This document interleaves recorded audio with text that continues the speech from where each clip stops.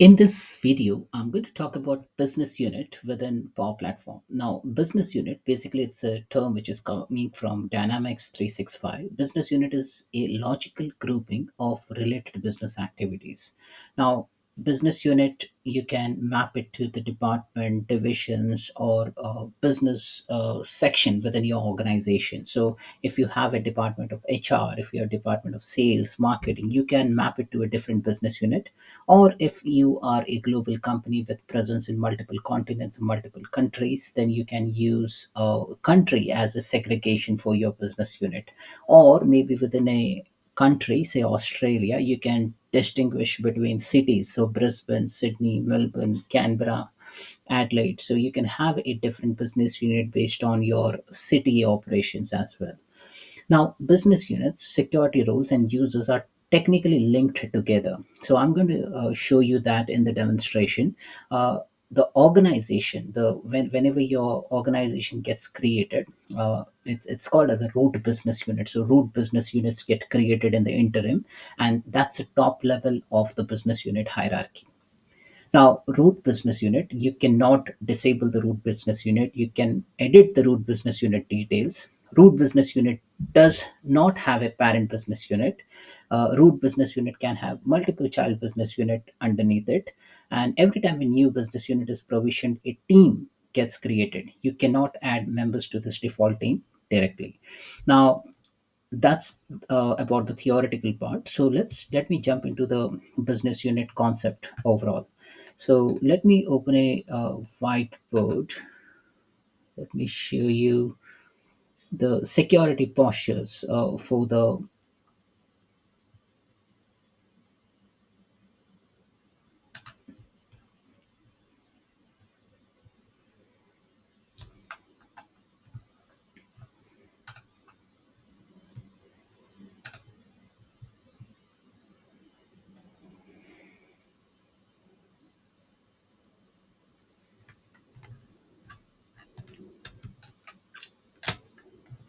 Okay, so from a concept perspective, as you see over here, this is a Power Platform business unit. Now we have a root business unit, basically an organization business unit. Now there can be multiple child business unit. So there can be child business unit at a multiple level. Also, business unit, when a business unit gets created, uh, a default team for the business unit with the same name gets created. So if you have a business unit named as ABC, then a default team will get created named as ABC. However, you cannot add member to that ABC team. However, there is a possibility that you can create a separate custom team within that business unit and you can add members on top of it. Owner team gets created whenever a new business unit is provisioned. Also, a queue get created. So this is a concept. Basically, whenever a business unit is provisioned, these are the three items which gets provisioned, and there are many other things as well. Now, business unit can be assigned to a user. So if there are five users, you can assign that five users to the business unit. Also, when a user is created, it is by default assigned to a default business unit. However, you can go ahead and change the business unit for the users. Business unit has, as I mentioned to you, there are multiple child business unit underneath it. You can assign a user to a business unit. You can change the user's business unit. Business unit can be enabled. Business unit can be disabled. You can bulk delete the business unit. You can reassign records to the business unit. You can change owner team to access team, which is provisioned using your business unit, and you can change the business unit for a team for a user as well. Default business unit team, you can't add a member. Okay, so let's jump into say Power Apps. Okay, so this is Power Apps. Now you remember that whenever we start creating a table, so take for example this when this account table was created, at that time it like that there is an option which gets asked in the form. Okay, like what is the record ownership? Now this is an important concept. Now any item which gets created in the account will be owned by a user or a team. Okay, so this is just one example. Now similarly, I have created another table. which is called as Commonwealth nations. Okay, so this is a Commonwealth nations. However, there is a difference over here. Now, this record is owned by organization. So, Commonwealth nations table is owned by an organization and it is not owned by user or a team. Now, what is the difference over here is like when I use that Commonwealth nations table, I don't see a share option, because now this is owned by an organization. So if I select anything, I don't see a share option over here. However, I have a similar table like minerals. Okay, so let me show you that table as well. So if I go to tables and like account, I have this table called as mineral table. So here mineral table, if I go to the properties, you'll see that this particular table has this ownership, record ownership is pointed as user or team.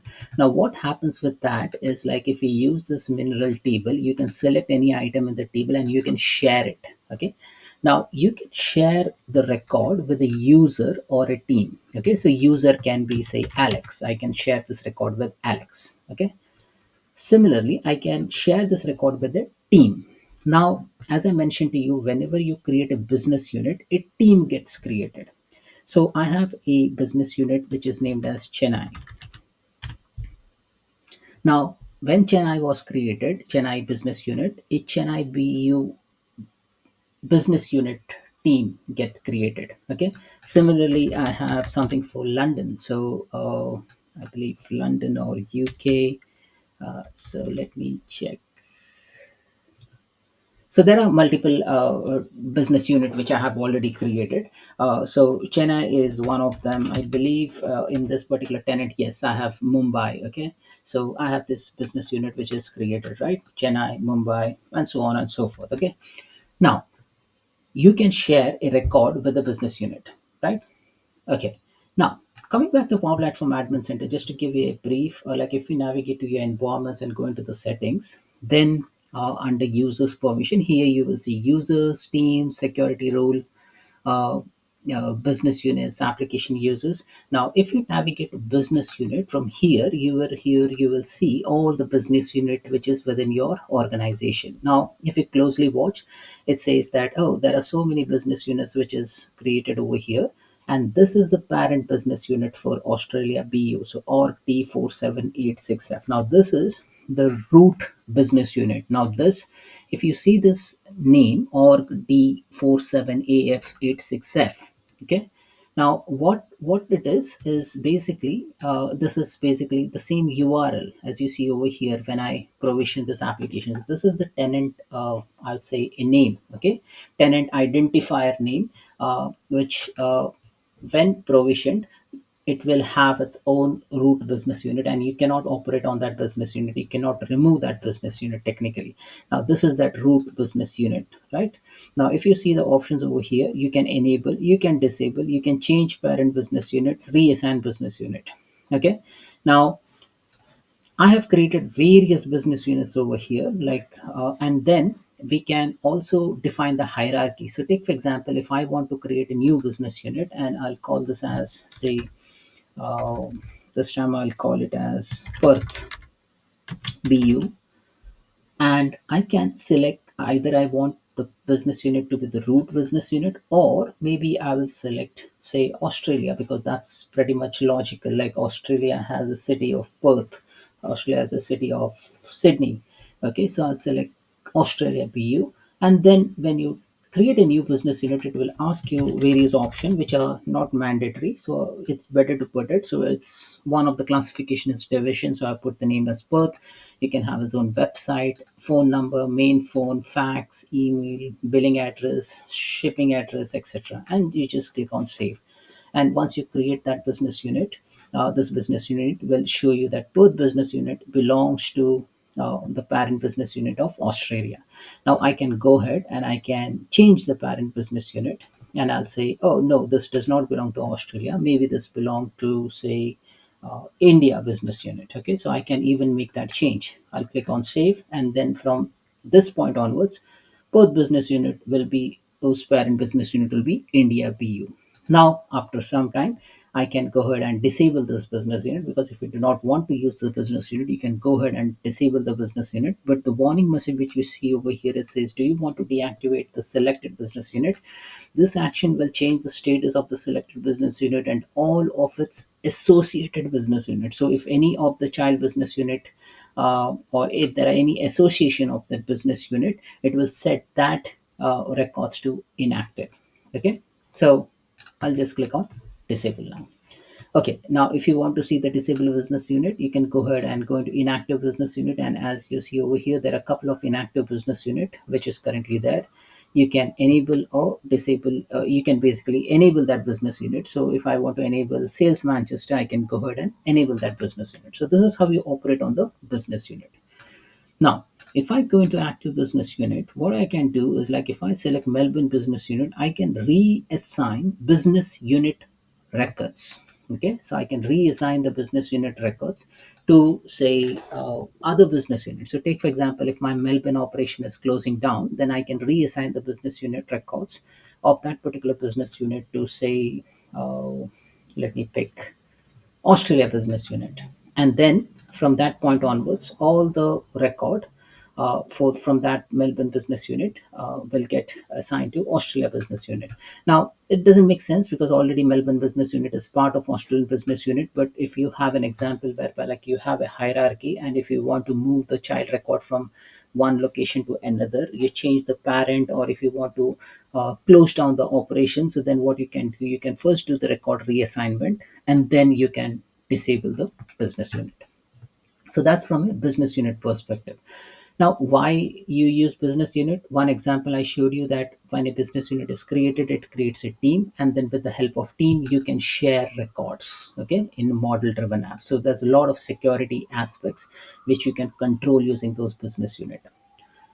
Now, in Power Platform, whenever a user is provisioned or a user is added into the system, a user gets assigned to a business unit. Now, as you see over here, these particular users are assigned to business unit. This particular user is assigned to Sales UK business unit. Now, by default, a user will be assigned to a default business unit, but there is a possibility, there is a chance that you can come here and change the business unit of that user to some different business unit. So if you want to move Adele to Sales USA, you can do that.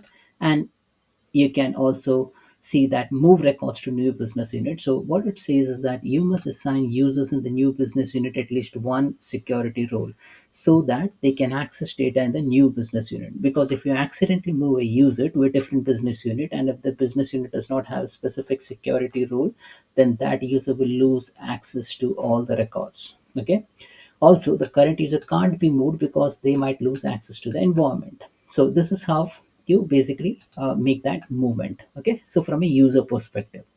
Now, if you navigate to the Power Platform Admin Center, now instead of users, let's go into teams. Now, any team which you create, so there are four different types of team which you can create. One is an owner team, then there is an access team, then there is a Entra ID security group team, and Microsoft Entra ID office group team.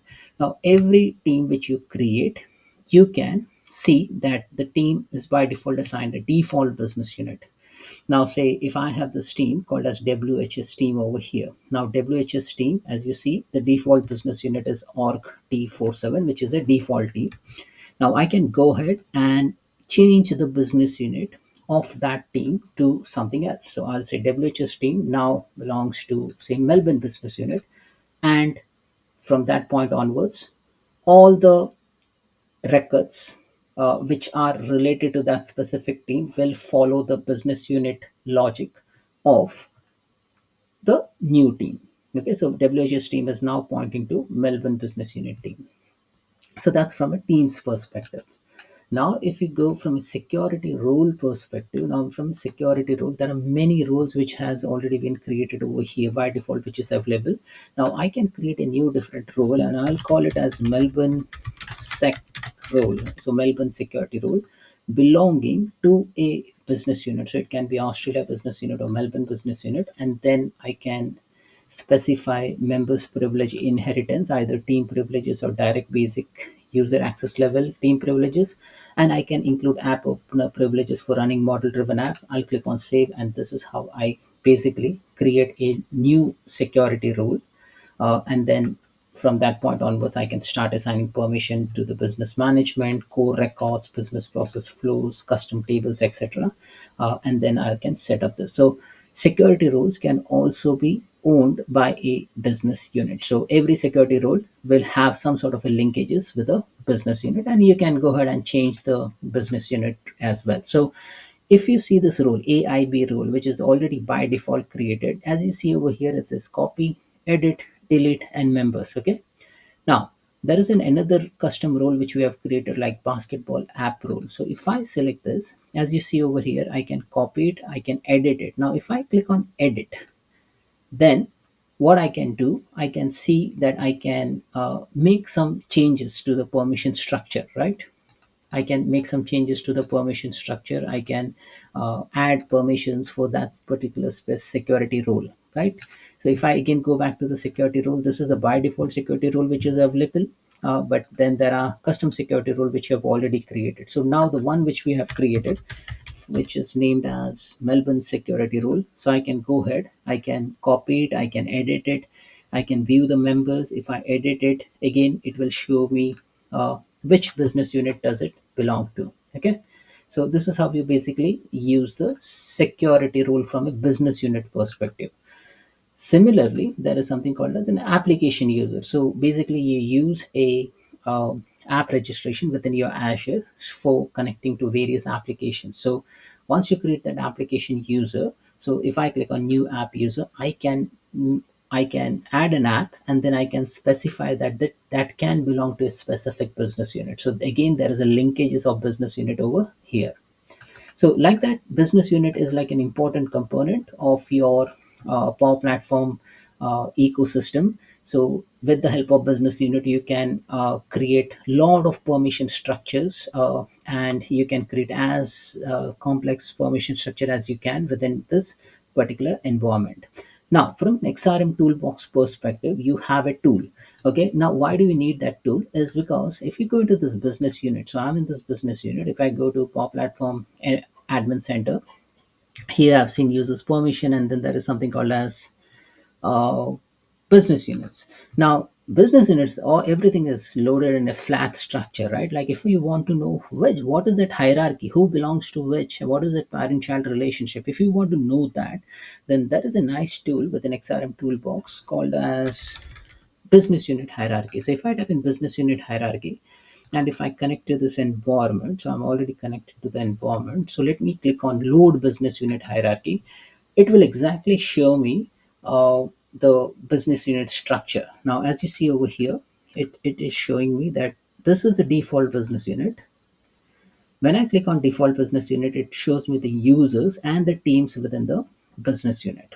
Now I can also see that I have sales USA. Under that, there is sales Chelsea, sales UK, sales Manchester, sales London, Australia, India, and then you have all these things listed over here. Now, as you see over here, something in red indicates that that is an inactive business unit. So, Sales Manchester and the Perth BU, which we just marked it as inactive, so it is showing us that this is an inactive business unit.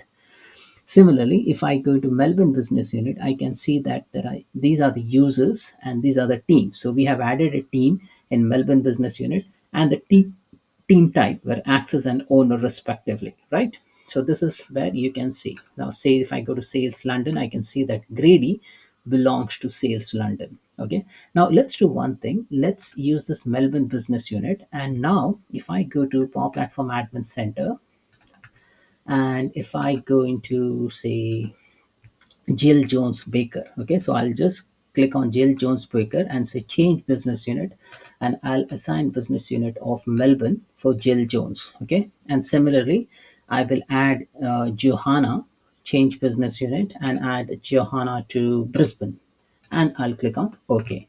Now let's go back into this tool, and let me click on Brisbane BU, and now as you can see, Johanna is in Brisbane business unit, and Melbourne Brisbane unit business unit will have Jill Jones Baker. So like this, you can view in a hierarchical fashion. So this is a very good tool in XRM Toolbox that will help you to understand the whole organization structure from a business unit perspective. So that's it, folks. This is all about business unit. It is an important and critical structure for record assignment, record management, record privileges, and viewing of security based information within your Power Platform environment. Thanks for watching.